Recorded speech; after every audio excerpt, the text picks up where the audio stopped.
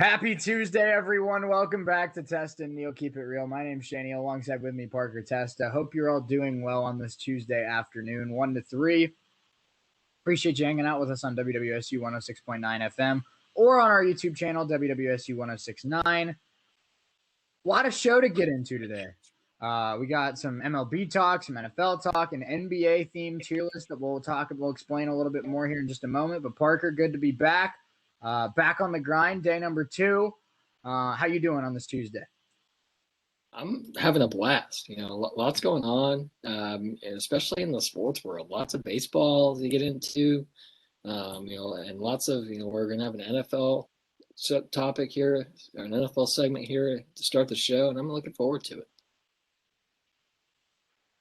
Yeah, absolutely. I couldn't agree more. I think, we got a lot. We came into this kind of like not knowing what we were going to talk about today, but like always, I think we walk away with a pretty good show. So we're going to start off the show. We found this article on Bleacher Report, written by Zach Reimer, and it's the most scrutinized player on every MLB roster right now. So who's the most hated player? Who's the most criticized player on every single roster right now in the MLB? And that's how I should probably word it. Not most hated, most criticized.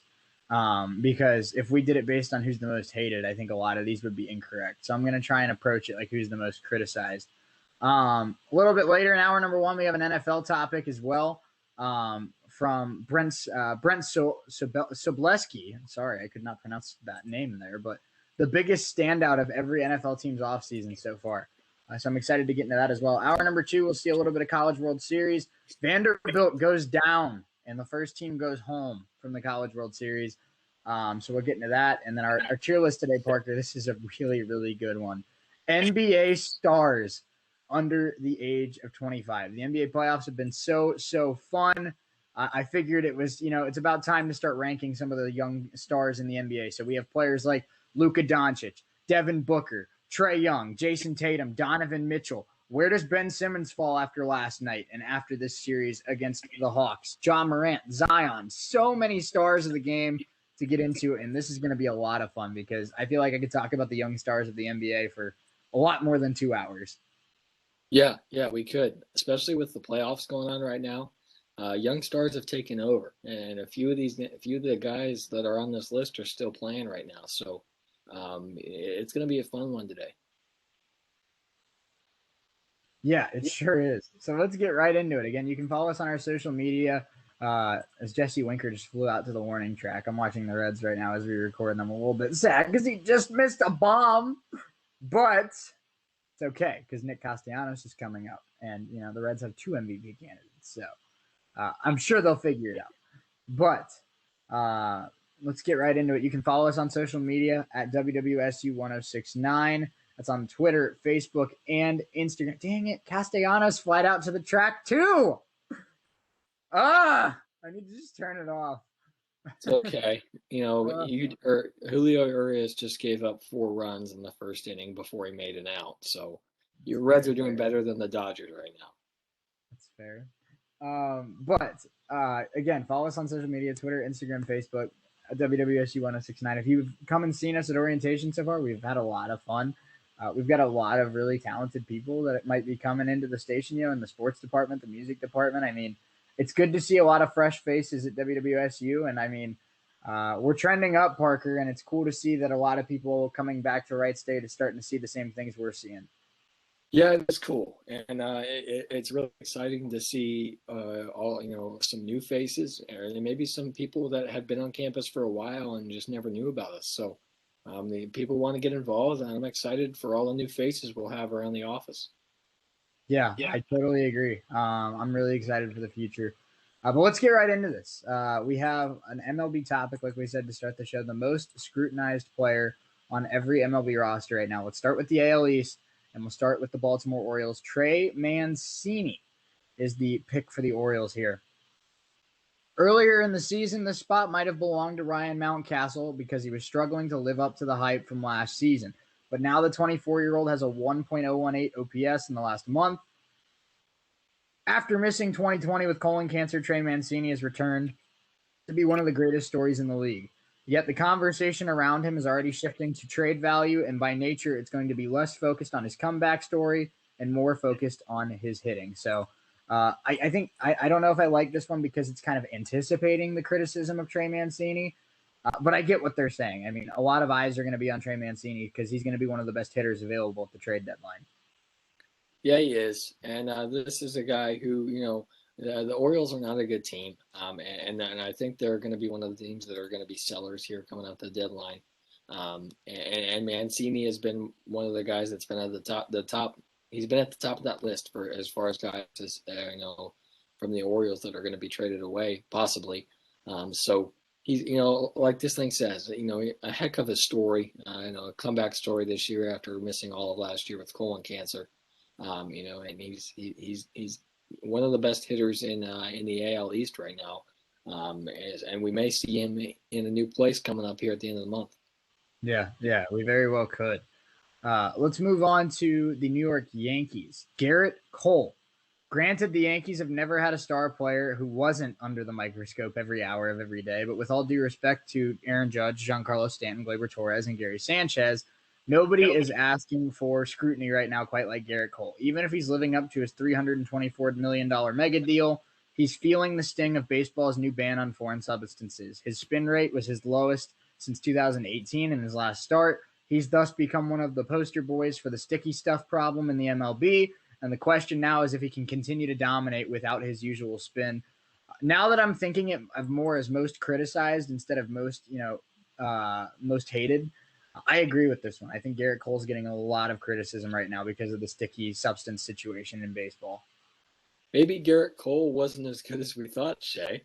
I still think he's pretty damn good, Parker. Well, you're right, but the sticky substance crackdown that the MLB has instituted, that we've seen them umpires go up to starting pitchers, and every pitcher who enters the game, they check their hat, they check their hands, see if they have anything on them that could, give them a competitive advantage. So the MLB's cracking down on it, and it seems like the umpires always do it with a smile on their face. But what happens when they find something, and a guy gets suspended? It's not going to be pretty for the MLB and for the players who are impacted by this. But and Garrett Cole is no less. But he's been pretty damn good. Like you said, he has a 2.34 ERA or a 2.1 ERA. I'm sorry. And like you said, he hasn't had the spin that he normally has. So we'll see how he continues to progress into this. As we get further into the year and as the MLB continues to crack down on the foreign substance rule. Yeah. How much could that contract backfire for the Yankees if the sticky substances ended up being what made Garrett Cole? If he even if he's still, an above average pitcher, if he's putting up ERAs like 3.7, 3.8, maybe even 4, and he's getting, $40 million a year to do it for the next 9 years, that could ruin the Yankees payroll. And the Yankees are a team, that the owners, they're one of the few teams in the MLB that can continue to blow through that luxury tax and just keep spending money. But even then, a $324 million deal looks ugly for a guy who, like you said, posts a 4 ERA for 9 years of a deal. So, and like you said, if this isn't the Garrett Cole that we're going to continue to see as the MLB cracks down on this, this is going to look real ugly for the Yankees payroll. It sure is. Let's move on to the next team in the AL East, the Toronto Blue Jays. Kevin Biggio. Blue Jays fans might be frustrated that George Springer's only played 4 games this season, but it's not as if he suffered quad injuries on purpose. The early struggles of Lourdes Gurriel and Kevin Biggio, on the other hand, are fair game. Kevin Biggio, in particular, has been a source of frustration with his disappointing 102 OPS plus and erratic defense at third base. While these issues aren't hamstringing Toronto, it is fair to wonder if Biggio has already peaked, while fellow youngsters Guerrero Jr. and Bichette are still on the rise. I think it's a little harsh to say that Kevin Biggio's already peaked, but I guess I can kind of see where they're coming from. He's definitely, I think he has the lowest ceiling of the 3 stars in Toronto. But I still think Kevin Biggio can be a fringe all-star caliber player. I mean, I think everybody he's 24 years old. I think that I think this is just kind of a growing pains for him. I don't think he'll end up being Guerrero or Bichette, but I still think he's got a lot left in the tank to improve upon. Well, he's the he's the third guy on this list. When you think of Toronto Blue Jays, you think Guerrero and you think Bichette, and rightfully so. Guerrero is an MVP candidate in the American League this year, but I don't think Biggio is done. He's shown flashes that he can be really good, and I don't think he's as bad as I don't think Blue Jays fans should hit the panic button on Kevin Biggio just yet because, like I said, he's shown flashes of being really good. So I don't think fans should give up on Biggio, but they certainly have reason to worry because he struggled a bit. And it bugs me because I get that baseball, like a lot of things in life, is a what have you done for me lately sport. But Kevin Biggio has almost 2 full years of really good numbers in the MLB and a half season of mediocre numbers. And then people are like, oh, he's peaked. Stop it. He's had a slump for a couple months. Kevin Biggio is a really good young 24-year-old kid. Yeah. No, he's not Vladimir Guerrero Jr. No, he's probably never going to win an MVP, but he's still really damn good. Yeah, and he's and the thing that that worries a lot of people. Quite frankly, I don't care about he struggled with his OPS, but the defense at third base needs to be worked out. I can deal with a poor batting average. The bat will come around. Kevin Biggio can hit. Right, I can deal with a rough OPS and a rough batting average if you're playing stout defense at third base. But if you suck at the plate and if you suck in the field, you're not doing a whole lot of good for me. Yeah, no, I agree. For the Boston Red Sox, Bobby Dahlbeck. Bobby Dahlbeck has, had a rough, kind of a rough season. With a 152 OPS plus in 2020, he's regressed to an 89 OPS plus this season. A minus 0.7 WAR. The 25-year-old still has a lot of potential, but are Red Sox fans starting to question whether or not he's the first baseman of the future? Yeah, Bobby Dahlbeck is a guy who, he's an unknown going into the year, at least people outside who aren't Red Sox fans. And he started out the season in a promising way, but he's kind of fallen back to earth a little bit. He's played well early in the year, but it's Boston is a tough market. It really is. Everybody knows that. So I don't think you got to freak out with Dahlbeck just yet.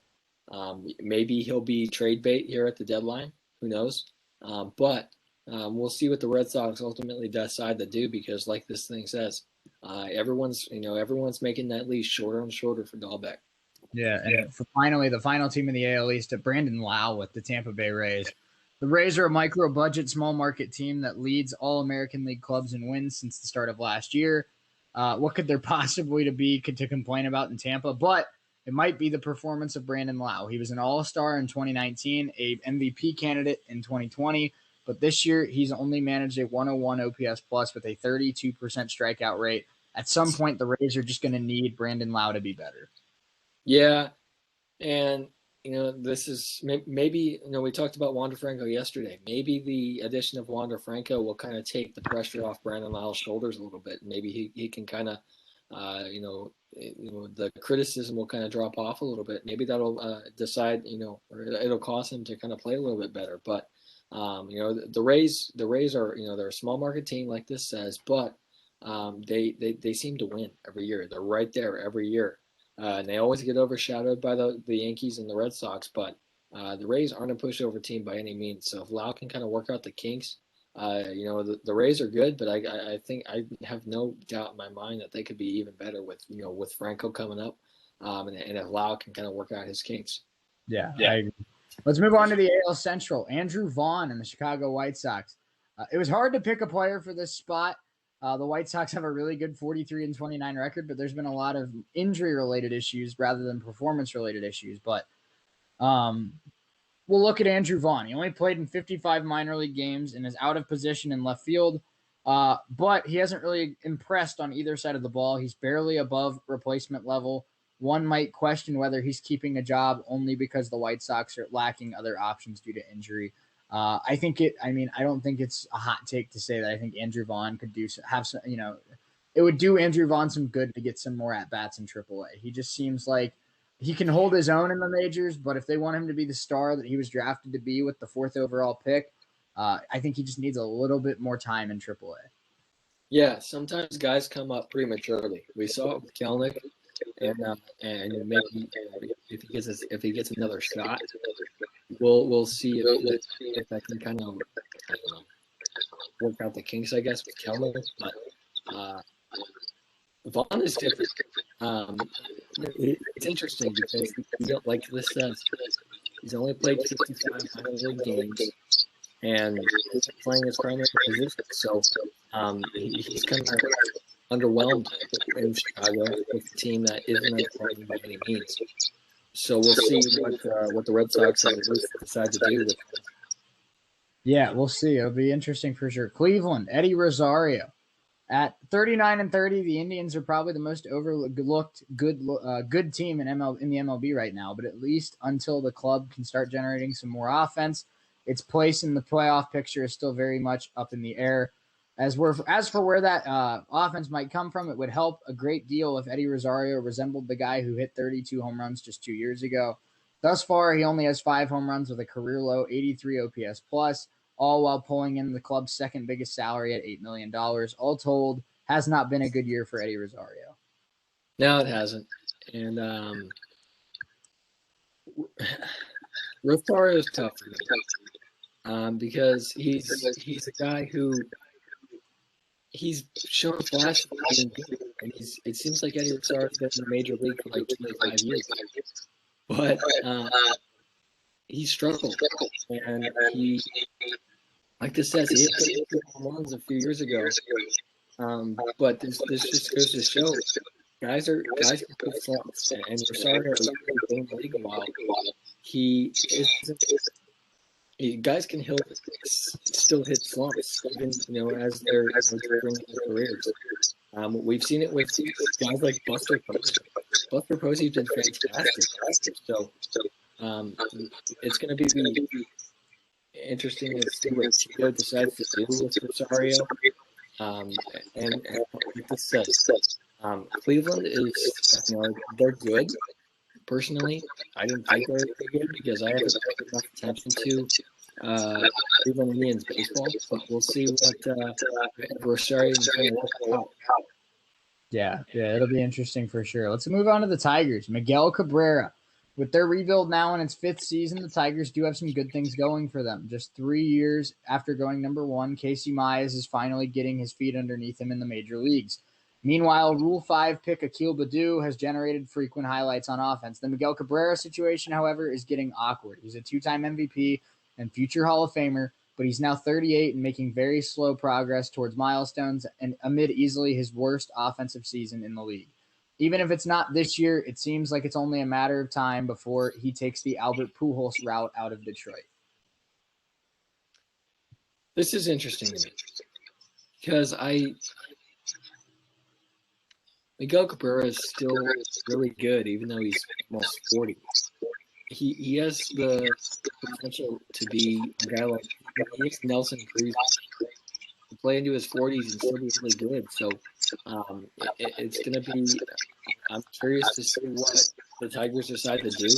They've unloaded literally everyone good except for Baker. So I don't know what the Tigers are going to do. Like it says, they're in their 5th year of the rebuild. Casey Mize is kind of getting his feet wet in the pros. So we'll see what Miguel Cabrera, if he can kind of get out of the slump that he's in. Maybe if he can get it out of the slump, maybe he stays in Detroit. If not, we can see him in a new place. We could. Let's go to the Royals. Jorge Soler.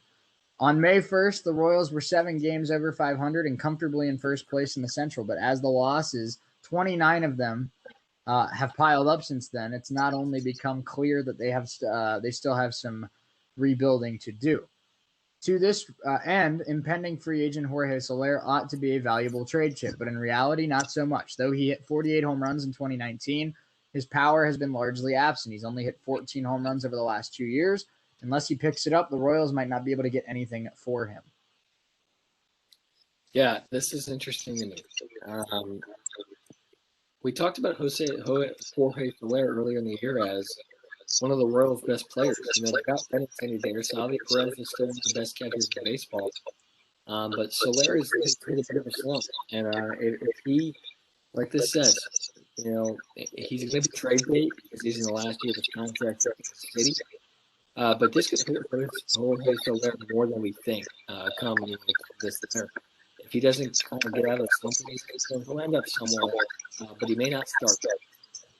Yeah, it'll be interesting to see what happens. And for the Twins, Kenta Maeda, I think this one's a pretty easy one. After winning the Central in 2019 and again in 2020, the Twins have shockingly Titanic their way to a 30-41 record in 2021. It would therefore be easier to list which of their players hasn't come under scrutiny yet, Byron Buxton. But there surely isn't any bigger disappointment than Kenta Maeda. In the wake of a runner-up finish in the AL Cy Young Award voting, Maeda was supposed to be the ace of the Twins in 2021. He's instead been a puzzling non-factor, posting a 4.85 ERA in 11 starts, as well as a stint on the injured list. He might still turn into trade bait, but only if he gets hot before my birthday, July 30th. Just had to put that in there, did you? I feel like I earned it. Yeah, but I like Kenta Maeda. I really do. He's on my fantasy team. Why keep him around? I have no idea. The Ryu Jays, baby. But Kenta was, he was really good last year. He was, and he just hasn't been able to kind of find that same rhythm that he did last year because, there isn't any bigger disappointment in Minnesota than Kenta Maeda. There, like this says, and there isn't any bigger disappointment in baseball this year than the Twins. Yeah, there isn't. Let's move on to the AL West. Astros. This is funny because he's actually in the middle of a combined no-hitter tonight. But Jake Odorizzi.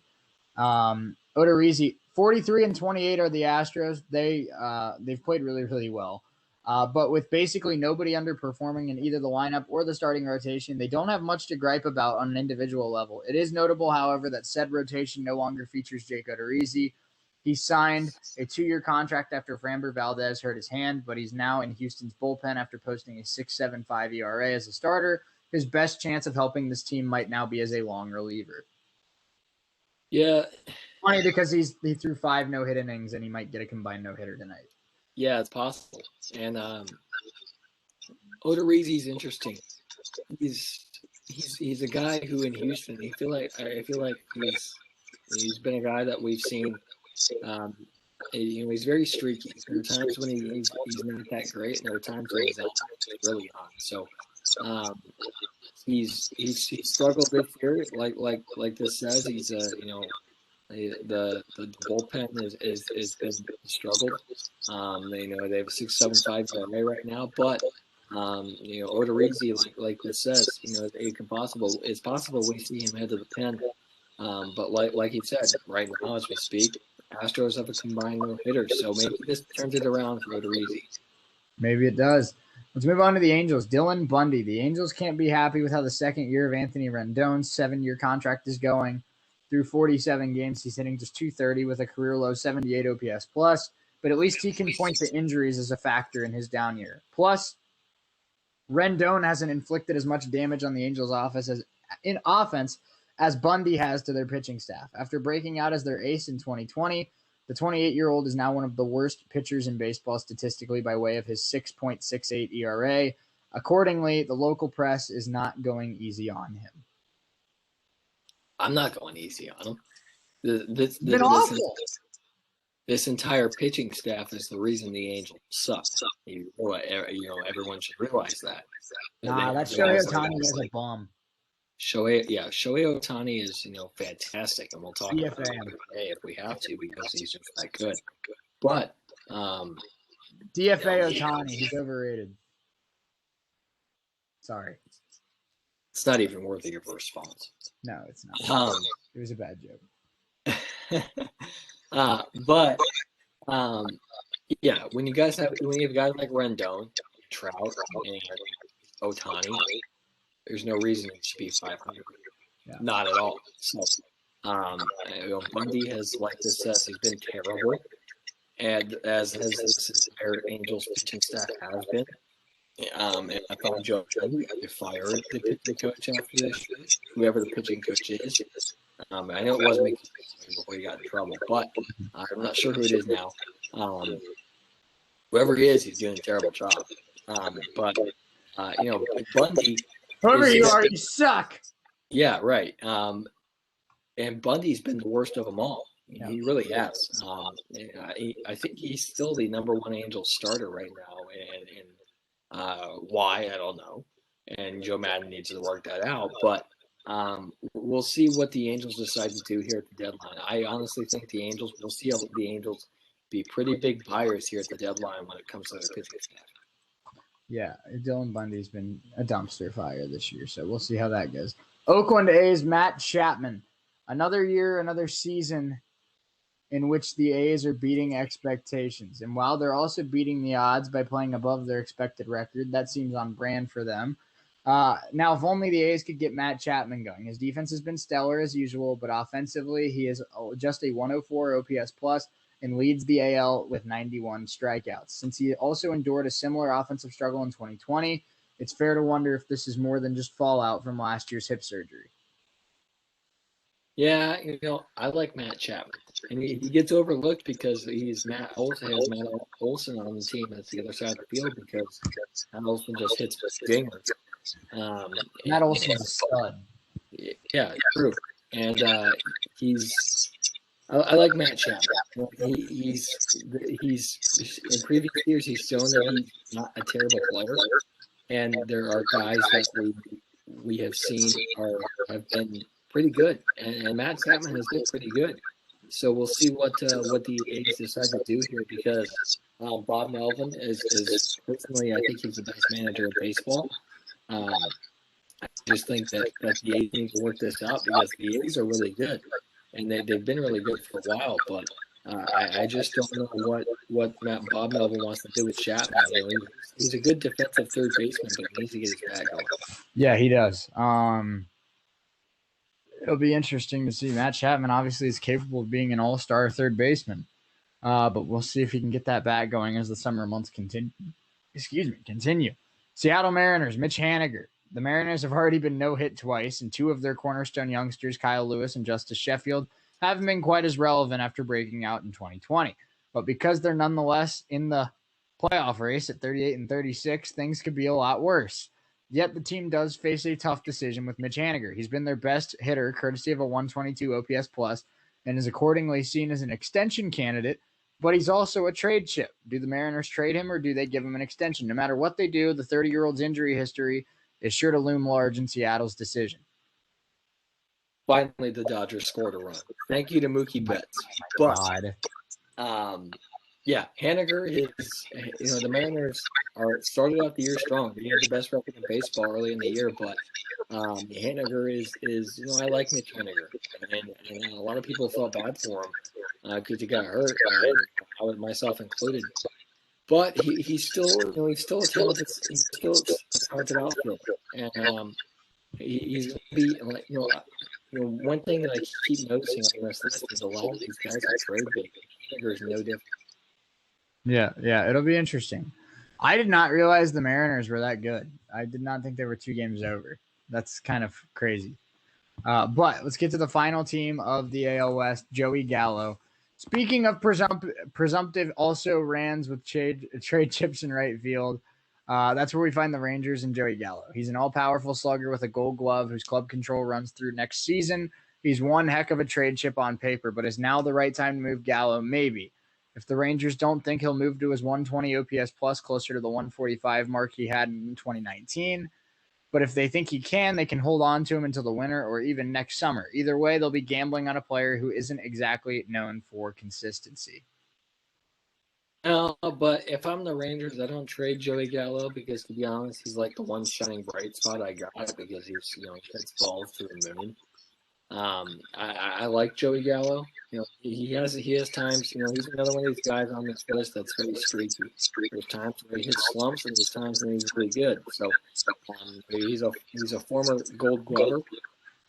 He's a great defensive outfielder, and he just hits moonshots. But he's just struggled here recently. So we'll see if he can work out that, kind of iron out.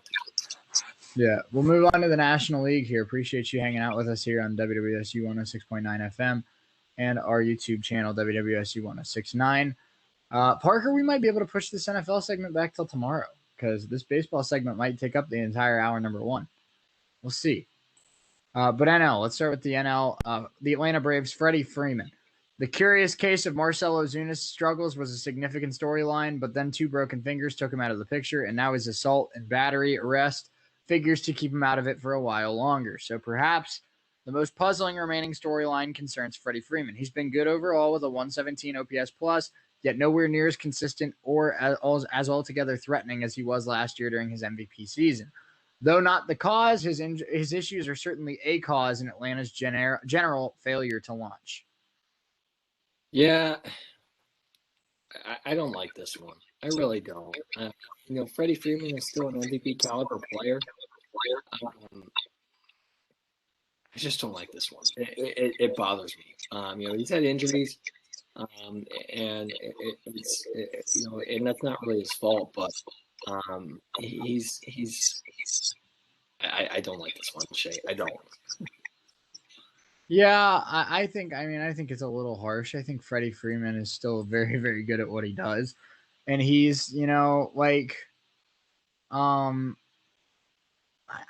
know how I want to word it. He's still an above average, really solid player. If a 117 OPS plus is considered a bad year for a player, you're a really good Hall of Fame player. Because that's a really good year for like 90% of the league. But I don't know.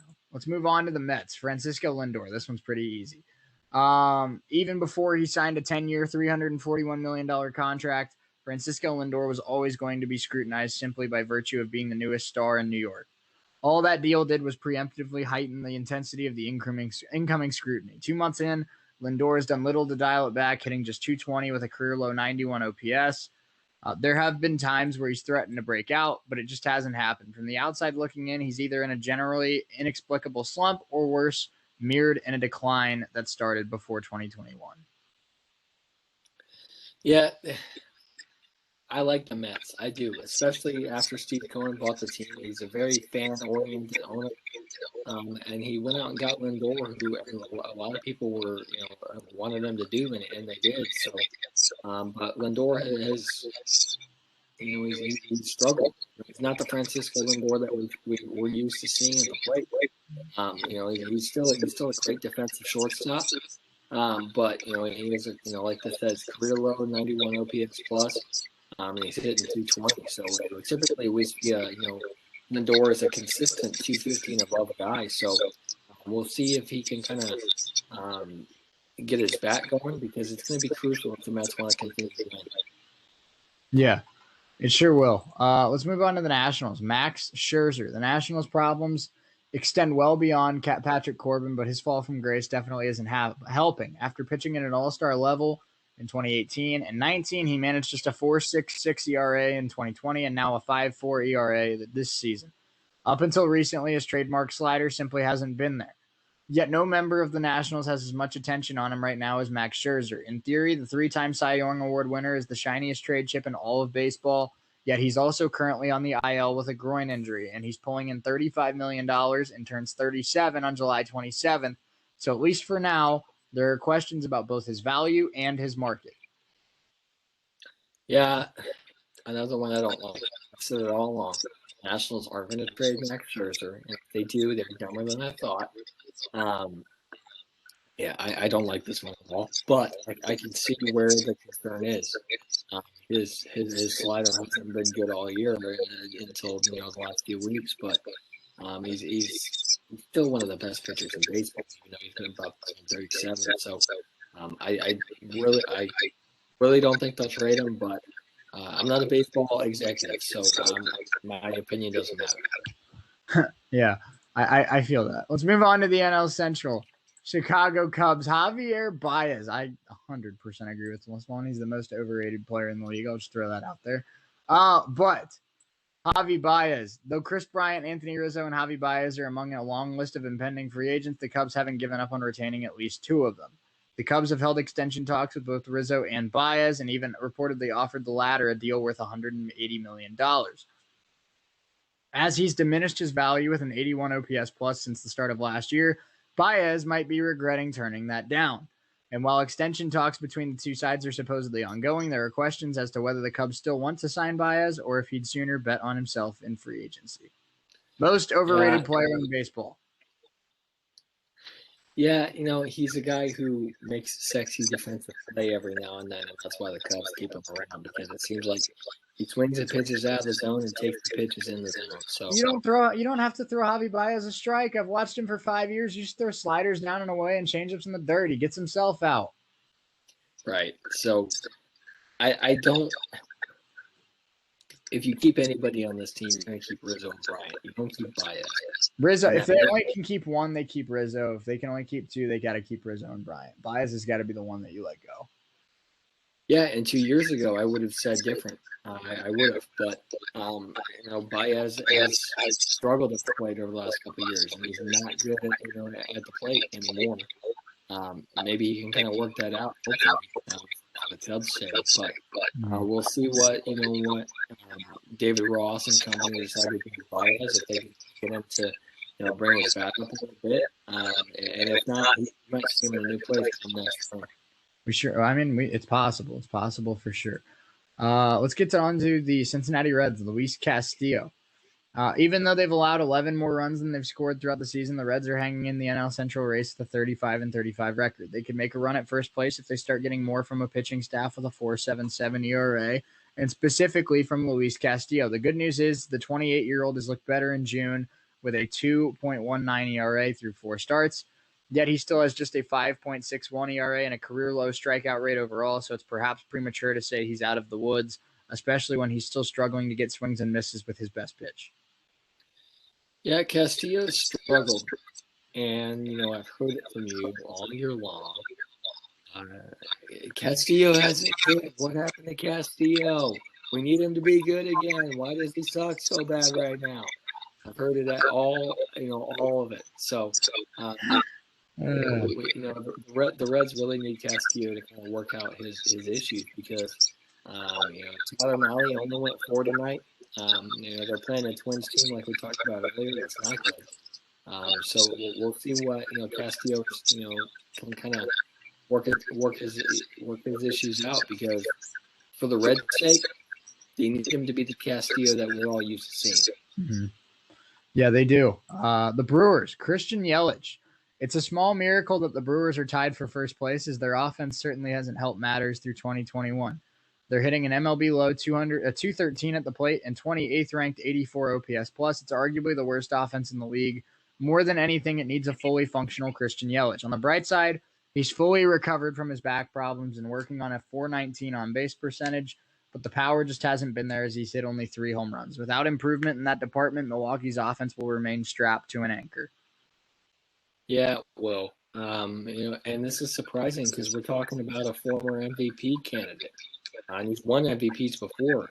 And, it seems like he's at the top of the National League MVP race every single year, but he struggled this year for sure. So I don't know what the Brewers are wanting to do with him. You don't get rid of Christian Yelich. You just don't. They need Yelich to be the Yelich that we're all used to seeing. They really do, because without Yelich, Craig Counsell's team is going to have some issues. It sure is. Let's move on to the Pirates. One of the most surprising players in the league this year, Adam Frazier. The Pirates are unsurprisingly on their way to a third straight last place finish, but they at least figure to fuel their rebuild with some impact trades ahead of the deadline. Ace closer Richard Rodriguez should fetch a nice package, but there seems to be more focus on Adam Frazier. He wasn't on many radars heading into the year, but now he's hitting 322 with a league high 23 doubles. He's seemingly worth at least one top prospect for now, but that could change if he regresses to the form in which he mustered only a 92 OPS plus between 2019 and 2020. Yeah, Adam Frazier is a guy, who is the one, I guess, the one shining bright spot on a team that's not good. And then they haven't been good for as long as I can remember. This is one of the more likely ones that I can see being traded. I really can see Adam Frazier get traded because he's another guy like Miguel Cabrera, who's a great player on a bad team. So we'll see what the Pirates decide to do. They're on their way to dead last in the division again, and they've won more games than I thought they would, but they're still one of the worst teams in the league. Yeah, they sure are. I mean, I mentioned a couple of days ago, I can't remember if it was to you or to somebody else, but I think the Pirates, Rockies, and Diamondbacks should all have to play each other in a best-of-7 series in the Inept Bowl, where the winner gets to be named the worst team in the league. What are your thoughts? Not a bad idea. Yeah, see, I think it's entertainment. It's like the halftime act of the Super Bowl, where like, hey, halfway through the World Series Game 5 or whatever, like, here, let's watch the Pirates try to play baseball for an hour. That's a great idea. The World Series halftime show. There you go. Let's get to the St. Louis Cardinals. It's Paul Goldschmidt for the Cardinals. The Cardinals were riding high earlier in the year, but a 5-12 stretch since June 2nd has humbled them. The biggest problem that they have right now is an offense that's simply not scoring runs, in part because veteran slugger Paul Goldschmidt just has not been able to get going this year. By his own admission, Goldschmidt has cost the Cardinals a few games as he's hit just 255 with a 110 OPS plus. The Cardinals badly need him to revert to the on-base and slugging machine he was in his first 10 seasons, though that may finally be happening. He's come to life with a 916 OPS in the month of June. Yeah, it's Goldschmidt is obviously still one of the best, one of the best first basemen in baseball, but he's struggled. And when we see seeing Goldschmidt hit like a 275, at least, but he struggled this year, and they really need him to come back and be the guy that he was in Arizona. He had a great few years in St. Louis, but he's hit a slump this year. Yeah, it's been a weird year for sure for the Cardinals. I mean, they look like world beaters, and then they just it falls apart for them. So we'll see what happens. The Twins have runners on second and third with one out in the eighth. So the Reds just brought in Amir Garrett to try and keep it tied, but not looking good for the boys in red. Not like you care, but not like you care. Oh, boy. Dodgers are down 4-1. Yeah, I'm aware. Let's get on to the NL West, our final division here in hour number 1. We'll start with the Diamondbacks. Ketel Marte. Though they were a borderline playoff contender as recently as 2019, the Diamondbacks are now the losingest team in the MLB since the start of last season. It's therefore a rebuilding time in the desert, and nobody is the subject of more trade speculation than Ketel Marte, because he's signed for cheap through as far as 2024, and he's now hitting .360 with a 158 OPS plus. Marte is a hugely valuable trade chip on paper, but because he only had a 96 OPS plus last year and missed time with a hamstring strain, there's some pressure on the Snakes to sell high sooner rather than later. I love Ketel Marte. He's one of my favorite players in the league, but this article hit the nail on the head.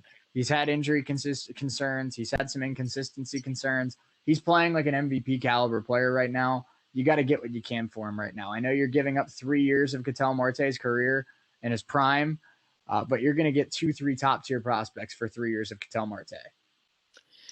Yeah, and this is one that we when we saw this article before the show, we thought it was most hated. And it's like, who the heck hates Ketel Marte? I've never heard anybody in my life that hates Ketel Marte, but he's this is another great player on a bad team. And we've seen that. I mean, it's so often in the MLB this year. But he's whoever's going to trade for Ketel Marte, I think you have to give up the farm because He's a great player. Who the Diamondbacks are not going to be an easy sell. Yeah, and you get him for 3 full seasons. So, and it's not like it's just 3 random seasons. I mean, Ketel Marte is 27 right now. So if you make this trade and you have him through 2024, you get him for his age 28, age 29, and age 30 season. You're trading for the prime of Ketel Marte. You are, and Marte has been a guy who's he's a great defensive center fielder. He's a good at bat, but one thing that Great athlete. Right, he's a great athlete. He can play second and short too. Yeah, the one thing that could tell Marte that everybody loves about him is, he's a heck of a base runner. He seems like he's near the top of the MLB and stolen bases every single year. So, if you want to trade for Marte, you're going to get a heck of a player. Sure are. Let's move on to the Rockies, and it's Trevor Story. The Rockies have been about as bad as anyone could have expected after they dealt Nolan Arenado in February. And pretty much ever since then, there's been a question as to when they'll take yet another step into rebuilding by also trading Trevor Story. Though that question is still very much up in the air, it's since been complicated by the All-Star game moving to Coors Field and Story's own oddly mediocre season. Even if the Rockies wait until after the Midsummer Classic to move him, his value hinges on him improving on his modest 99 OPS plus. It's okay. He will be a Red by late July. But I get what they're saying. Trevor Story does need to improve. This has to stop. This has to stop. He will not be a Red. He will be a Red. End of conversation. He will be a Red. But another great player on a bad team, and this might be the worst of them all. It really might be. So the Rockies are interesting to me because, well, they're not really interesting to me. It's not fun to watch, but the Trevor Story situation is interesting to me because where is he going to go?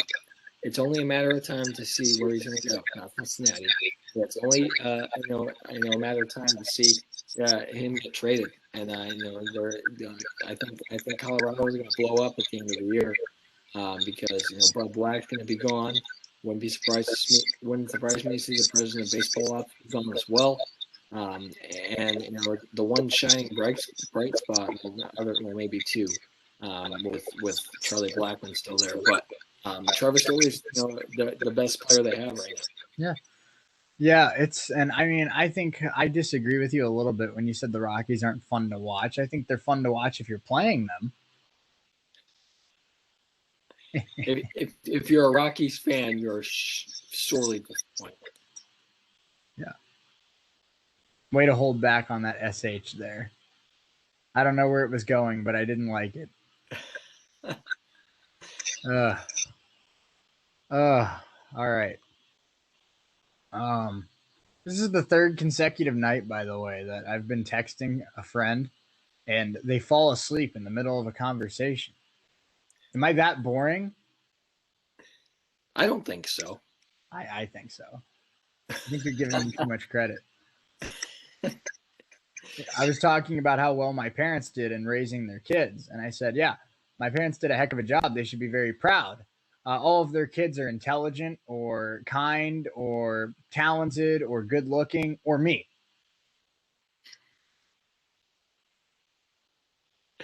What happened to that confident Shea that I knew? Oh, I'm still confident. It's just nobody else is confident in me. Hey, what's the old adage that your parents always tell you? You don't like always believe in yourself. Oh. What did you say? If you don't like losing, try winning. No, I'll tell you what my father's told me since I was 15 years old. You have a face for radio. I've heard that too. It's kind of common in this business, isn't it? It's very common. Yeah. And it's the worst part when somebody tells you could do TV if you fixed your face. What? Oh, that's brutal. Isn't that what makeup and hair is for? Don't they make ugly people look good so they can put them on TV? Yeah, it's exactly what that. I'm just saying. I don't think I'm the ugliest person that's ever been on TV. That would be accurate. Just saying. But we still got 3 more teams to do here in 10 and a little less than 10 minutes. So let's get on to the LA Dodgers, your favorite team. It's Trevor Bauer. The Dodgers have hardly been a disappointment as they've racked up a 44-27 record. But there might be frustration in LA that core stars Mookie Betts, Cody Bellinger, and Clayton Kershaw have either been injured or ineffective for parts of the year. Even still, the biggest elephant in the room is Trevor Bauer. Like with Garrett Cole, his spin rate has suffered as MLB has cracked down on sticky stuff. How he'll weather that storm is one question, while yet another is whether he'll ultimately exercise his opt-out and be a one and done in Dodger blue. Yeah, Trevor Bauer is interesting to me because he's like this guy. He's like Garrett Cole, and his rates gone down with the cracking down on sticky stuff. So, and everybody knows that Trevor Bauer has no problem voicing his opinion. So, sorry, Amir Garrett just got a huge strikeout and kept it tied. I'm sorry, but Trevor Bauer is a guy who, like I said, has no problem voicing his opinion. So we'll see what they decided, or what how this crackdown on sticky stuff here in baseball is going to affect guys like Garrett Cole and Trevor Bauer. So I'm interested to see what Trevor Bauer does to kind of make up for that. The I don't know what the word I'm looking for is, that inconvenience that he has. So. Whether or not he'll opt out is his decision. I'm hoping he won't, but I'm not Trevor Bauer, so I'm not going to be able to make that decision. So if he can kind of work out his his spin rate, I think he'll come back to fruition here a little bit. I agree. I don't think that like I said earlier with Garrett Cole, I don't think the loss of the sticky stuff is going to make Garrett Cole and Trevor Bauer bad pitchers. I just think they might not be the 1.8 ERA Cy Young Award winners that we've gotten used to seeing over the last couple of years. They might be more vulnerable. Let's get on to the San Diego Padres. It's left-handed pitcher Blake Snell. The Padres were riding high through late May, but an 8-13 stretch since May 30th has knocked them down to third place in the NL West. Of particular concern is their pitching staff, which has seen its ERA balloon from 2.6 to 3.13 over the last 3 weeks.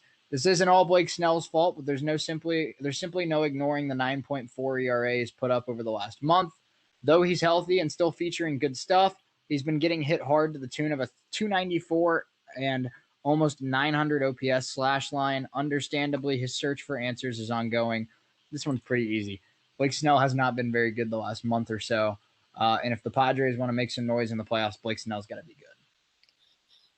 Yeah, and Snell is a guy for me who, he's a part of the big three in that pitching room in San Diego: Snell, Musgrove, and, of course, Darvish. But don't forget Lamette, too. It's kind of a big four. Right, and he's struggled over here in the last month or so, and I'm not complaining because that's allowed the Dodgers to kind of work out their issues and not fall too far behind in the division. But the Padres still certainly aren't horrible. So if Snell can kind of work out his find the answers that he's kind of looking for. I see no reason why the Padres won't be up there in the NL race here come October. And the final team we're going to talk about here on this list, the San Francisco Giants, left-handed pitcher Jake McGee and right-handed pitcher Tyler Rogers. At 46-26, the Giants sit atop not only the NL West, but all of Major League Baseball. That's a credit to their powerful offense and excellent starting rotation. So what more could they possibly want? Well, maybe less to worry about when the ninth inning rolls around. Jake McGee and Tyler Rogers haven't been terrible in splitting closing duties, but they have 6 blown saves between them and are generally part of an overall bullpen problem that is currently fueling trade speculation. Yeah, this is interesting to me because the Giants, are good, and it bothers me that they're good, but they're good. And I've said it multiple times. I love Gabe Kapler, but the bullpen is certainly one of the most important parts of your pitching staff, because if you don't have a good bullpen, you're not going to survive in the postseason, and it's been proven time and time again. So, if Jake McGee is certainly talented, and so is Tyler Rogers, but both these guys have struggled, and they've it's causing the Giants games sometimes. So if these two guys can work out their issues, I think the Giants bullpen is still they're still pretty good. But if they can get these guys to kind of come back to the guys that that we're used to seeing, I see no reason why the Giants should not continue to win. Yeah, I agree. I think that it'll be interesting to see uh, the future of the Giants bullpen because that's really the one part of their team that has any sort of vulnerability to it right now. But we only have about 2 or 3 minutes left here in hour number one. We'll do that NFL segment tomorrow. I did not think that baseball one would take as long as it did. But it's the beauty of a daily sports talk show. Stuff happens all the time that you weren't expecting. So, still a lot to get into. We have in hour number two coming up the NBA Stars tier list. A lot of players underneath 25 years of age. Devin Booker, Jaylen Brown, Jason Tatum, Zion, Trae Young, Ben Simmons, Donovan Mitchell, Luka Doncic, Ja Morant, just to name a couple. Where do we put them on a tier list? This one's going to be hard, Parker. There's a lot of really good players in the NBA. I want to put everyone in S tier. Right. This is going to be, harder than I thought because, we can't put everybody in S tier. We're going to want to, but we can't. Well, here's my question. So personally, I think Tatum and Mitchell are better than Booker and Trae Young. But Booker and Trae Young are in the conference finals right now. And does that put them ahead of Mitchell and Tatum? I think it does. I think Booker's the best player left in these playoffs. I wouldn't argue with that. It's either him or Giannis.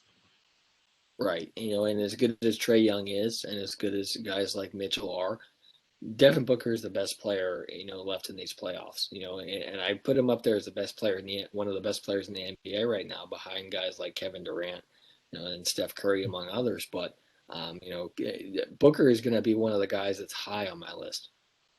So let's really quickly touch on the College World Series today.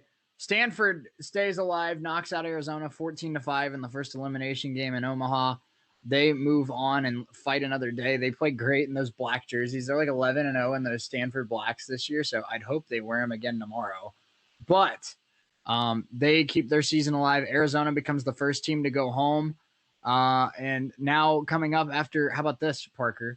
NC State stays the Cinderella. They beat Vanderbilt 1-0. Yeah, it's crazy, and and we talked about NC State yesterday, and we both picked them to be in the championship because they're the hottest team left in this College World Series right now. They are, and they brought down a butt whooping on Stanford, the other day, and they're really good, and they beat a Vanderbilt team that a lot of people thought would has a free reign to the College World Series, and after Stanford's big win today, we'll see what they can do against Vanderbilt. And if Vanderbilt can kind of come back to the Vanderbilt that we're used to seeing. It's an unfortunate situation for Jack Leiter as well because he pitched his tail off today, and it's just kind of a one swing of the bat changes everything. And NC State won 1-0 today. Yep, they did. And the only run of the game scored on a solo home run by Terrell Tatum off a guy maybe you've heard of this year, Jack Leiter. So big hit that gets NC State through. NC State's going to get a little bit of a breather, Parker. They don't play again until Friday. They get a chance to reset the rotation, and that could be dangerous because now they're going to have their top two starters again trying to win a championship. Yeah, and these two guys are the two guys that have carried Vanderbilt through the entire year, and that's Rocker and Leiter. So, I've said it all along. I think Leiter's the better pitcher, but Rocker has has a bigger body. He's taller, and it can be tough for guys in the batter's box. But Leiter has incredible control. So these two guys are dangerous, and I know if they get a breather, they're going to have both these guys back. Yeah, they will. So another elimination game coming up tomorrow. Stanford and Vanderbilt winner will play NC State for a trip to the College World Series finals. But we've got some more really good action today, Parker. Coming up momentarily, an elimination game between Texas, number 2 in the country, and Tennessee, number 3 in the country. So two big baseball programs going head-to-head. Tony Vitello tries to save his season with the Vols. And then a little bit later tonight, two teams that beat those two go head to head. Will Bednar was spectacular. Mississippi State moves on, and they take on a Virginia Cavaliers team that's just as hot as NC State. So the ACC doing some work in the college baseball tournament, and we'll see. Hey, Virginia and NC State might end up facing each other for the whole thing. So the ACC might get a lot of praise coming here in the next couple of days. Yeah, it's possible. And this Virginia team is a team that shut out Tennessee. So they're certainly talented. And Mississippi State had, Will Bednar had a fantastic game last time out. So we'll see what Mississippi State decides to do as far as their pitching staff goes. But all these games are going to be fascinating to watch. I'm excited to see Tennessee and Texas coming up here in a few minutes, and Mississippi State and Virginia, I think, will be just as good. I agree. All right, hour number 1 in the books. When we come back for hour number 2, we're going to talk a little bit about the MLB. Are the Reds going to finally put the Twins away? I'll let you know. Are the Dodgers and Padres going to have another series for the books? Parker will let you know. We got a little bit of baseball to talk about, and then a little bit as well, our NBA stars tier list, which will be a lot of fun and really, really hard. So stay locked, keep it real. We'll be back. Hour number, good Lord, I can't speak. Hour number 2 is coming up in just a few moments. Don't go anywhere.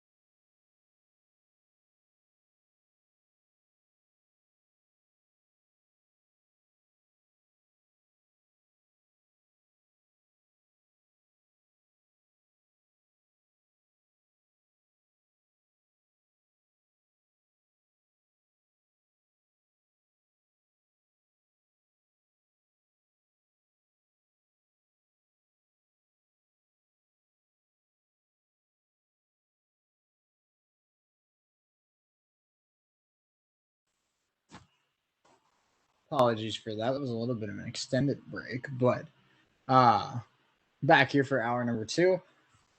Parker, did you get a chance to see that video I just sent you? Pulling it up now. It's what Nick Saban does when he's recruiting. He has his own private lake. What do you think he calls it? Lake Saban?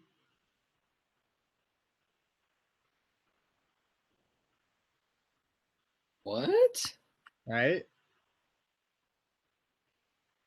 Playing football at Alabama is looking pretty good, Parker. Yeah, it is. Wow, that's crazy. Sure is. Sure is. You gotta be some dude to have your own lake. Right? How do you get your own lake? Who does that?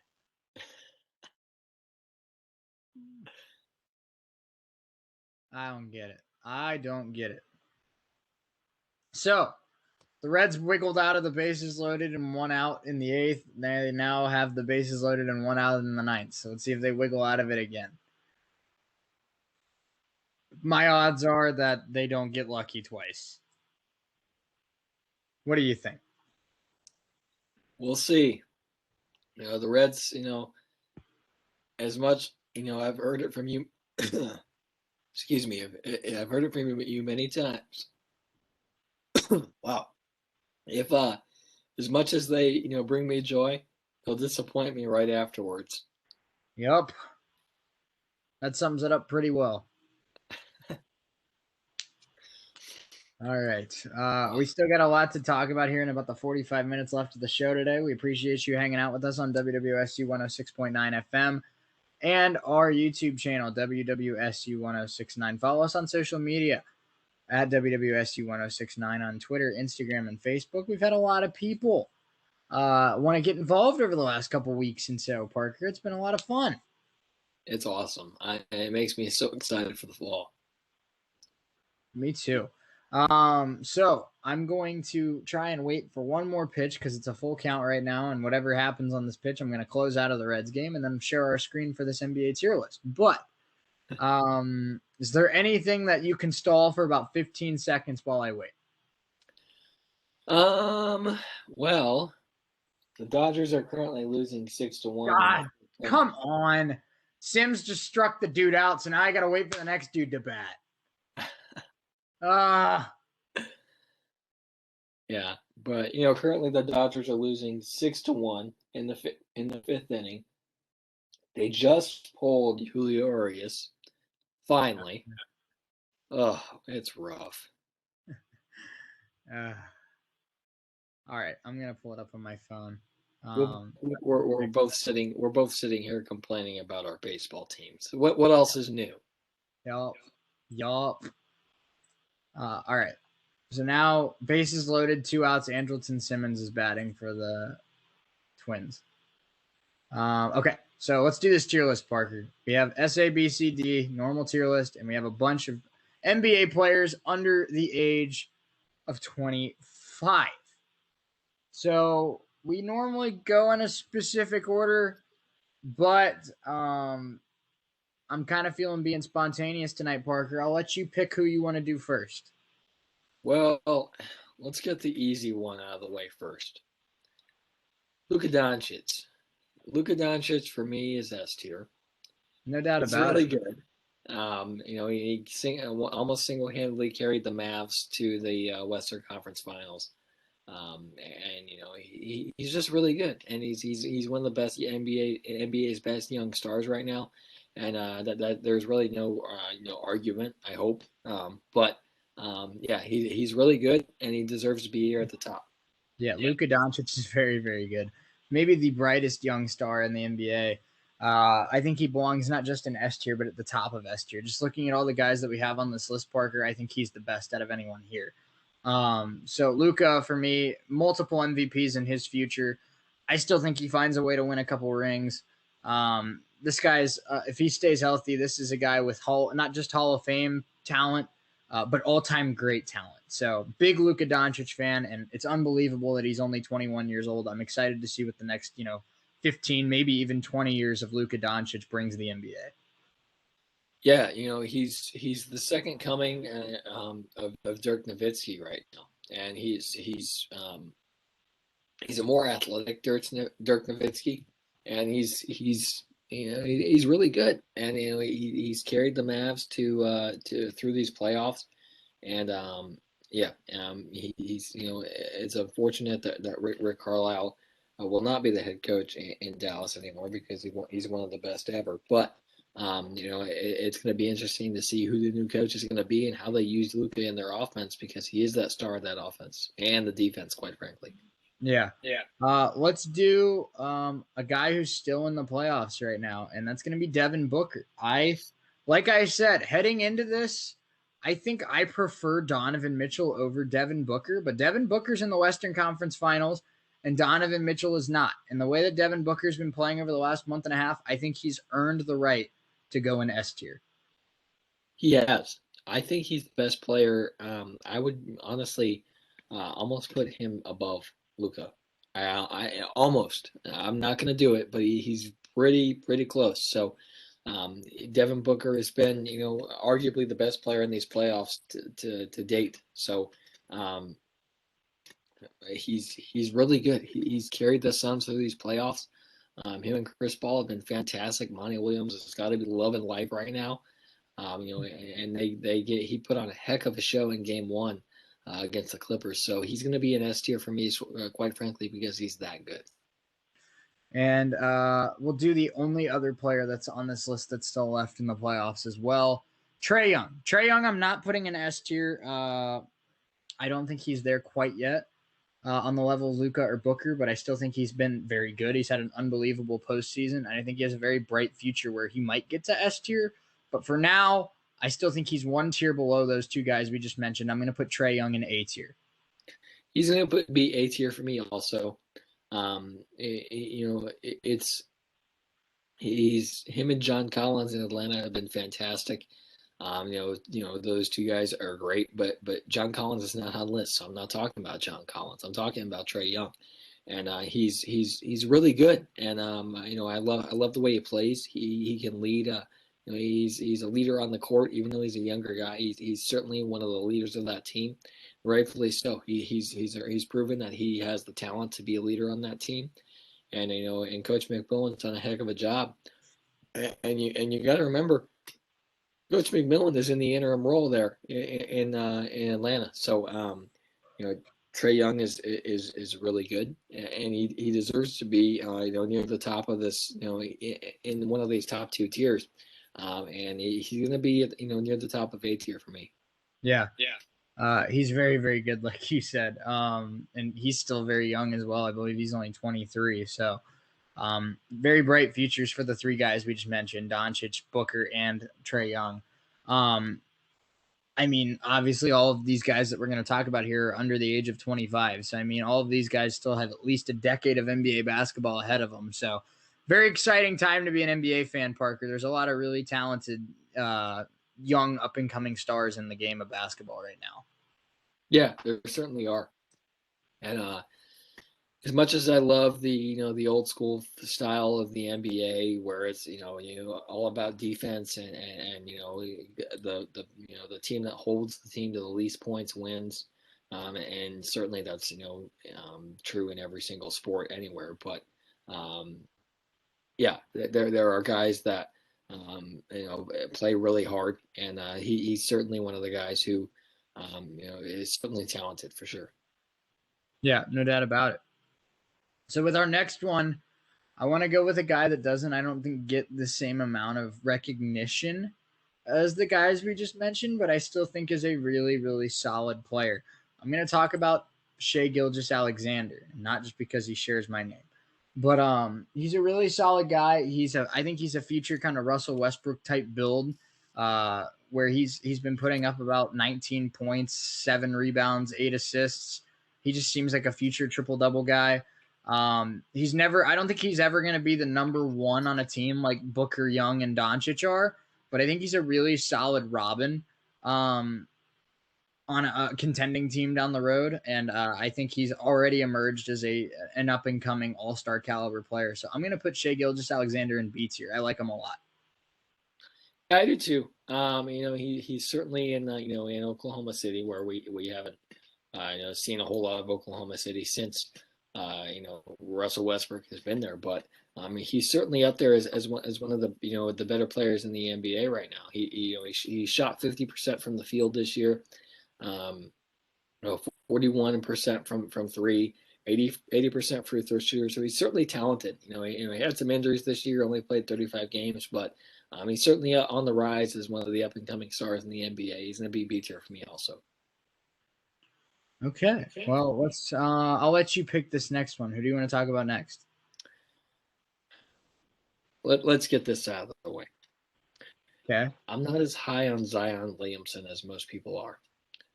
I'm going to put him in towards the end of B tier. Because I just don't think that he's he didn't win much at Duke, and he hasn't like you said, the NBA is a what have you done for me lately league, and the Pelicans didn't make the playoffs this year, and they weren't they were better than most people expected, but they had their struggles, and I'm not as high on Zion as most people are. I still think he's a great player, but he's going to be towards the end of B tier for me. I would have also put Zion in B tier. I would have put him ahead of SGA, but I agree with you. I can't put Zion any higher than B right now because just the guys that we have in S and A have proven it for multiple years. Zion's really only played in the NBA for a year and some change with the bubble season. So I still got to see more out of Zion Williamson. Let's get the other guy in that draft class out of the way as well. Ja Morant. I'm also going to put Ja in B tier, but he's going to be at the top of B tier for me. I think Ja's had a little bit more time to prove it. And I think Ja Morant has also emerged as, a better, I don't want to say leader because I think Zion can be a good leader, but he's emerged as being able to do more with an average basketball team than Zion has been able to do so far. Yeah, I want to put him ahead of Zion and Alexander because he's he's in Memphis. He's been the he was the he had a fantastic tournament at Murray State, and that's where he became prominent with and his draft stock rose exponentially. But I like Ja Morant. He's certainly talented, and I love the way he plays. So he's going to be at the top of B tier for me also. Nick Castellanos just got a base hit to give the Reds the lead, baby. Let's go. Love Nick Castellanos. What a guy. What a guy. We love Nicky C in Cincinnati, in case you didn't know. Oh, I know.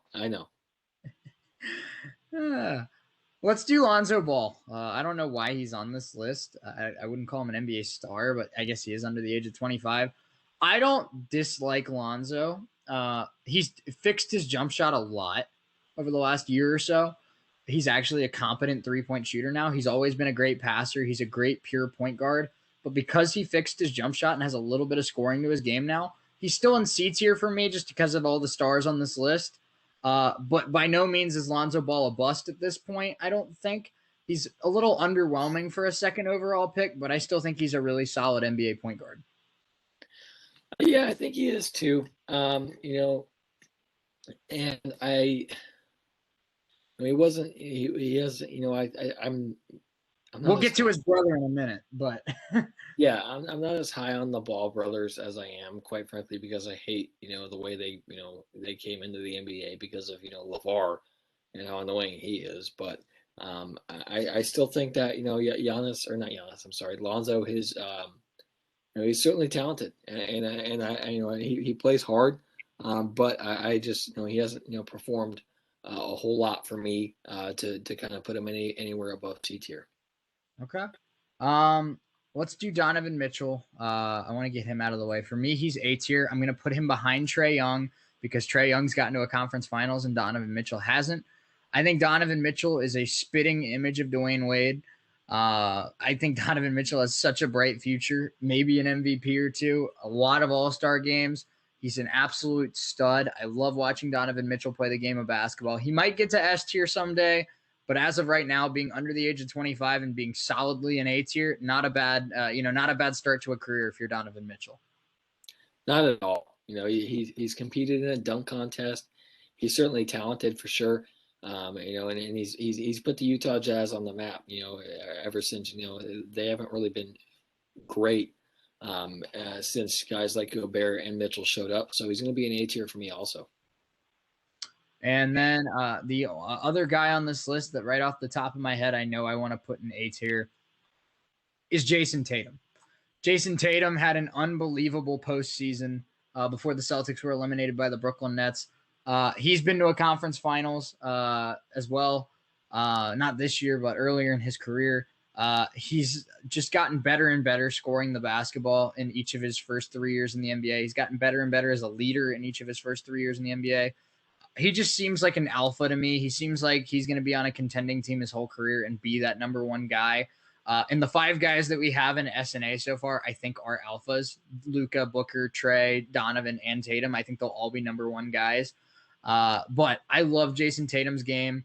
I think Booker and Luka have deserved to be in their own tier right now. But Jason Tatum could very well be an S tier by the end of next season. He could be. And Boston was interesting because Jason Tatum was the only really relevant player that they had. He carried them through the playoffs. He put 50 on Durant, man.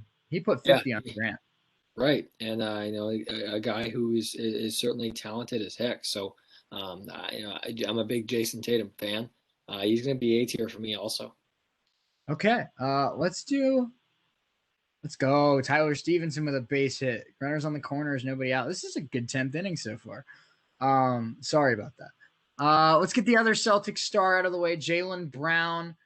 I was thinking about putting Jaylen Brown in A if I put Tatum in S, but because I put Tatum in A, I'm going to put Jaylen Brown at the top of B.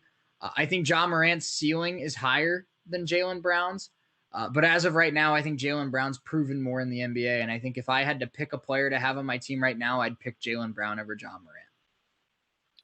Yeah, this is tough for me because Jaylen Brown was hurt here in these playoffs, and he didn't play. He's going to be close for me. I put him and Ja Morant in the same spot. I'd probably give the slight edge to Brown because he has more experience. Okay. And that's where it gets tough because everyone on this list I think is still a good player. But, I mean, I don't know. We'll see. Ben Simmons, I don't think he's a bad player by any means. But after this series last night, he's proven he's not a scorer. He's a great defender. He's an intelligent basketball player with a high IQ, but he's never going to be a number one because he's never going to be able to score like a number one. And now we're starting to doubt if he can even be a number two. So for me, this might be harsh. I don't know what you're thinking. I'm going to put Ben Simmons at the top of C tier.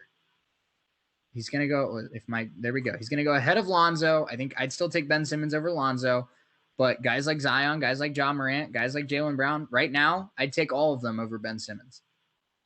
Yeah, I would too. I don't think Ben Simmons is that great. And he struggled in these playoffs. He really did. So I'm going to put him ahead of Lonzo in C tier also until he proves that he can, be more consistent. And he's a great defender, don't get me wrong, but his offense is pretty lackluster. Sure is. Jamal Murray, the Denver Nuggets. I like Jamal Murray a lot, and I'm going to put him – oh, jeez, this is hard. I really want to put him at the end of A, Parker. I think he's earned it, but I don't know if Tatum, Trae Young, and Donovan Mitchell is a fair comp yet. So he's either going at the top of B or the end of A for me. I'm going to put him at the top of, or at the back end of A because I think we saw how valuable he is to the Denver Nuggets when he got hurt. That Nuggets team was totally different. I know Jokic won MVP. I know Jokic had the best stat line of any player in the NBA this year, but we learned in the playoffs that Jamal Murray might be their most valuable player. Yeah, we did, and I like Jamal Murray a lot, and he's certainly talented, but Jokic needs a Robin, and he struggled without that Robin. So the Jazz struggled without Jamal Murray, so he's going to be an A tier for me also. And my personal feeling, I don't mean to cut you off, but I don't think Jokic wants to be a 30, 35 points a game scorer. I don't think Jokic likes being the main scorer. I think Jokic likes that MPJ and Jamal Murray are more of the scorers, and he gets to be more of, the facilitator that does it all and scores when he has to. I think that's kind of Jokic's game rather than just having to put up 40 a night like he did in that series against, who'd they get knocked out by? The Phoenix Suns. Yeah, I think Jokic is more of a defender, and I think he prides himself in that. And he won MVP because he had to do all the scoring for the Denver Nuggets. So, I think, like you said, Jamal Murray and MPJ are the offensive, the offensive gurus there in Denver. So, we'll see what. How the Jazz decide to handle it if Quinn Snyder sticks around there, or not Quinn Snyder. Who's Denver's coach? Oh my lord, Mike Malone. Mike Malone, that's right. Denver and Utah are pretty close, so I make some. They are, and they play pretty similarly too. Yeah, so so we'll see what Mike Malone decides to do as far as this offensive game goes. But I think Jokic wants to be more of that, like you said, the facilitator, and pride himself in defense. Very cool. I like it. All right, 3 really talented point guards, Parker. I'll let you pick who we want to do next. We have DeJounte Murray, De'Aaron Fox, and LaMelo Ball. Who do you want to talk about? Let's do the younger Ball brother here. So right.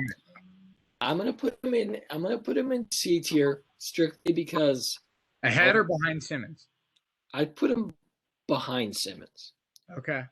Because I need to see more. He had a heck of a rookie year, in Charlotte, but first impressions can be deceiving. So we'll see what he comes out and does here, over the next couple of years. But based on the first year, he was fantastic. But I just haven't seen enough from LaMelo to put him above Simmons. Yeah. I don't mind that spot because I do think it's very similar to Ben Simmons in the fact that Ben Simmons had a really big splash his rookie year, won the Rookie of the Year. Looked like, people were comparing Ben Simmons to LeBron after his rookie season. And so it's very possible that LaMelo, is disappointing like Ben Simmons has turned into be. But the way that LaMelo played in his rookie year, if he can play like that, I mean, it's only a matter of time, I think, before he's up with Trae Young and Jamal Murray in A tier. Yeah, this is tough for me because, LaMelo was great. He had some fantastic games, here during the year, and the Hornets were up there as they were fighting for a playoff spot, but and so. And the Hornets did make the playoffs. They were I think they were the 10th seed in the play-in tournament. But LaMelo just he hasn't seen enough for me, and I want to see more. Yeah, for sure. Let's get to, this is going to be a tough one for me. How about Tyler Hero? He had an unbelievable rookie year. He was a big part of why that Heat team got to the finals. Obviously coming up short to the Lakers, but he really under impressed in his second season, took a step back. I'm trying to think where I'd put him. Probably in between Ben Simmons and LaMelo, just because he has an extra year over LaMelo. But I'm already concerned 2 years into the career of Tyler Hero about consistency. And that's not a good concern to have, I think, for a young NBA star. Yeah, he was great in the playoffs last year. Fantastic. He's one of the reasons why the Miami Heat were in the NBA Finals. But I just haven't seen, like you said, consistency is really important. You can't, baseball is it's very lenient on consistency. And there are guys that are really hot and they're really, and they can be really cold. But in the NBA, you can't do that. You have to be consistent, and if you're not consistent, you're going to get killed. So Tyler Hero is interesting to me because he was great his first year, but he kind of had a bit of a sophomore slump. So we'll see if he can kind of work out his kinks and be more consistent here going into the next few years of his career. Yeah. let's do Brandon Ingram. I like Brandon Ingram a lot. He's been he's another player like Julius Randle that's thrived since he left the Lakers. Um, he's right up there with Jaylen Brown for me. I don't know which side of Jaylen Brown I want to put him on.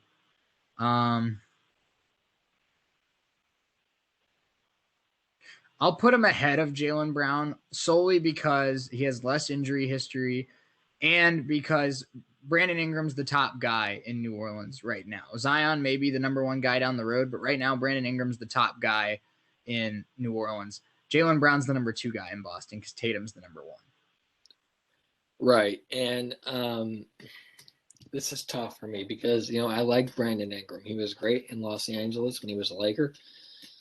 And he is, he's been just as good in New Orleans. And, I like Brandon Ingram a lot because he's talented. He can play. He's one of the guys that can, if he could play all 5 spots on the floor. He certainly could. So I like Brandon Ingram a lot. He's a heck of a shooter. He really is. I'd probably put him. I'm going to put him in B tier also.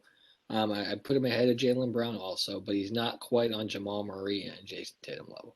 Not yet. He could easily get there, but I think the 6 that we have in SNA have kind of cemented themselves as an elite tier, if you will. De'Aaron Fox had a very intriguing first year and a half in the NBA. He hasn't been quite the same guy. He's still a very solid player, but I don't think he's quite had the same spark, the same explosiveness, the same interest level that some of these other young point guards in the NBA have had. I'm still going to put him in B, but I'm going to put him behind Zion at the end of B. I still think he's a solid point guard, but I think the Kings were hoping for a little more of a guy like Trae Young or Ja Morant or Jamal Murray, and De'Aaron Fox is just I think De'Aaron Fox more often than we thought he would be has just been kind of meh. Yeah, I agree with you. He's he's at the bottom of B tier for me as well. He just hasn't lived up to the expectations, and he's and it stinks that he's in Sacramento because Sacramento hasn't been very good for a while. But I think if he has a better team around him, he's not the guy. I think we could see him play better, but he just hasn't had that exciting of a career so far in Sacramento. So if he goes somewhere else at some point, we could see him kind of thrive a little bit. But right now, he's going to be at the bottom of B tier for me. Okay, these last 2 are hard for me because I really like both of these players, and I'm trying to decide where I want to put them. DeJounte Murray might be the best defensive guard in the NBA. I like him a lot. He has gotten so good under Greg Popovich. I am a very, very big fan of DeJounte Murray. I'm going to put him behind Jaylen Brown, but ahead of Ja Morant. I think this guy could be a guy that we talk about, as a sleeper all-star point guard next year. Yeah, it's possible. And he's really good. And I like DeJounte Murray. Like you said, he's really just come out of his shell in San Antonio under Popovich. He's played great. He really has. He played 67 games this year. And he averaged 5 assists a game, 7 rebounds a game. He's a 79% free throw shooter. But he's not a great perimeter shooter. He shot 31% so far this season. He's 33% over his career. So I just I like DeJounte Murray. He's a heck of a defender. But I think he can be so much more if he can work out his shot. Yeah, I agree. I agree with that. So let's move on to the final player on this list, Colin Sexton. With the Cleveland Cavaliers, averaged 25 a game this past year. Pretty efficient shooting as well. He's a really good up-and-coming player. Again, stuck kind of on a poor Cavs team like De'Aaron Fox. I think he's better than Fox. I don't think he offers as much as DeJounte Murray. I think he's a better scorer than Murray, but I don't think he offers as much as Murray. So I'm going to put Colin Sexton right behind, I think, SGA. Ahead of Zion, behind SGA. He's a very natural scorer. I think he's going to average 25 points a game for the majority of his young career. But he's not a true point guard. He doesn't get the assist numbers that a lot of true point guards get. That's why they drafted Darius Garland. He's a good athlete, but he's not a great defender. And he's still very young. He still has a lot to learn at the NBA level, but he's gotten a lot better. He's already a borderline all-star caliber shooting guard. And I really like Colin Sexton. And if he can take another step forward next season, he could be, the next guard that moves up to A tier. Yeah, it's possible. He had his best year this past season as far as points go. He averaged 24.3 points a game. But he's certainly talented. There's no doubt about it. He's playing more than he ever has in his career. He averaged 35 minutes a game this season. He shot 47% from the field, and he's an 81% free throw shooter. So he certainly has the offensive capabilities to be really good.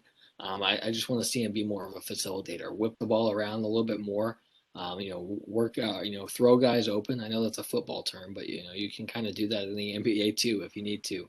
But I like Colin Sexton a lot. He's certainly the star on this Cleveland team who hasn't had a whole lot of success since LeBron left. But I'm a big Colin Sexton fan. All right, well, that does it for our NBA stars tier list here on this Tuesday afternoon. That was tough, but that was fun. There's a lot of really, like we said, there's a lot of really, really talented players in the NBA up and coming. And I mean, the fact that we had guys like Brandon Ingram, Colin Sexton, John Morant, Zion Williamson, DeJounte Murray in B tier says a lot about the future of the NBA, because those are all-star caliber players that we have in above average tier. Yeah, they are. And the future of the NBA is definitely bright. There's no doubt about it, because guys like like you said, guys like Murray, guys like Morant, and especially with the guys we put at the top with Booker and oh Lord, and Luka, and so guys like that, especially, and more of these upcoming guys. If Ben Simmons can kind of work out his issues.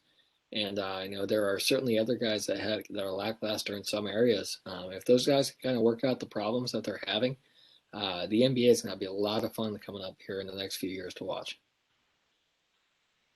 Yeah, it'll be interesting. It's going to be. I don't know what the next. Who would you say on that list that we didn't have in S tier? We only had two guys in S tier, Luka Doncic and Devin Booker.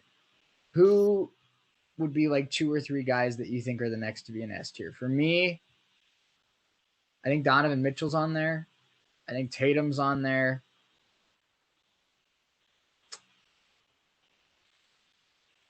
I don't know. Probably Trae Young. Yeah, I think Trae Young's got to be that next guy, and I really think he will be, especially if if the Atlanta Hawks make the finals. And if he has a hell of a series, it's certainly going to be in that conversation as one of the best young stars in the NBA. I mean, he already is, but he's going to be even more so in that conversation. So Trae Young is going to be the next guy for me. That would probably be an S tier. After him would probably be, for me, is Tatum. Yeah, I think Tatum is it's not an if, it's a when Tatum gets to S tier. I think Tatum's a stud. But that was a lot of fun. So it's about 2:50 here on the show today. I think we'll end it a little early today. I don't want to drag on for 10 minutes about stuff that doesn't matter. But even though we do that for an hour and 50 anyway. But Parker, any closing thoughts today before we call it a day? Well, as I'm sitting here right now, the Dodgers are disappointing me. Okay. But we did have some, I'm looking forward to some College World Series games here today, and it's going to be, college baseball is a blast to watch right now, and I'm excited to get to this NFL topic tomorrow, because there's some guys on this list that are the most, the off-season stars, if you will, for each team. So I'm excited for that. But yeah, it was a lot of fun today. These tier lists are it seemed to be a massive hit, and they're a lot of fun to do. Yeah, I've had a lot of fun with them for sure. And I mean, I'm glad that the people at home listening seem to be enjoying them as much as we enjoy doing them. That fast food one yesterday, I was a little surprised that some people disagreed with our take on Taco Bell. It's I don't know how you diss Taco Bell. You can get a whole bunch of good food for not that much money. No, it's. I mean, Taco Bell's the way to go, I feel like. So, yeah, it's interesting. And I mean, Parker, you need to hurry up and turn 21 so we can do a tier list on the best alcoholic beverages. Well, we got about a year and a half to go on that, Shay, so I'll get back to you. Fine. I'll bring in Morgan on a day that you're out. Don't sound too disappointed. We'll do it. A day where you're like sick or like doing something else, I'll have Morgan come in and we'll do a tier list on the best alcoholic drinks. Morgan would probably be better at my job than me on this show. Let's be honest. Morgan would be better at my job than me. I've already told her if and when I resign or get fired, I'm picking her to replace me. And she looked at me like I was an idiot. And that's kind of the look I get from almost everybody. So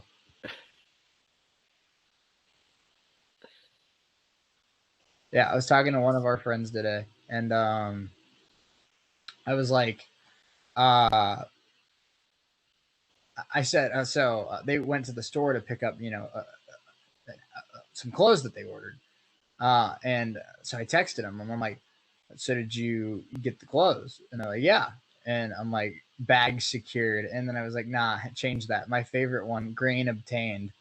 And they're like, I've never heard that before. And I'm like, well, I'm full of surprises and spontaneous BS. And they're like, yeah, I know. And I'm like, oh, well, as long as you know. And hey, that's the whole, that's what this show is based on, this spontaneous BS. Yep. Absolutely.